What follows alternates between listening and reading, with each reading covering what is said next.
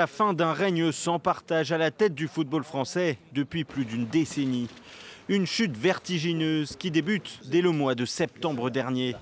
Alors que le mondial au Qatar approche, le magazine SoFoot publie une enquête explosive sur la Fédération française de football.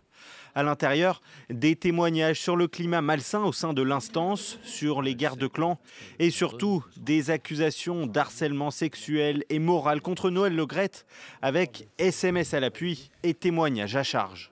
C'est bien simple, il saute sur tout ce qui bouge. Des accusations réfutées par le dirigeant breton, mais c'est le début d'un bras de fer avec la ministre des Sports. Amélie Oudéa-Castéra diligente un audit.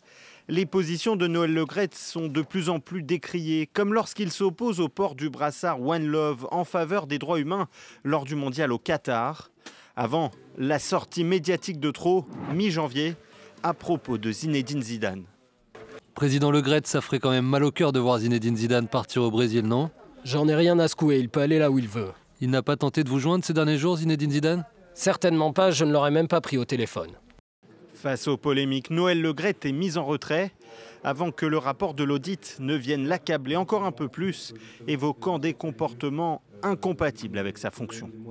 Il n'a plus aujourd'hui la légitimité nécessaire pour administrer, piloter cette fédération.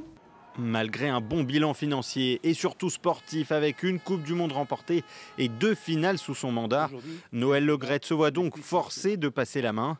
Le début d'une nouvelle ère désormais pour l'instance sportive la plus puissante de France.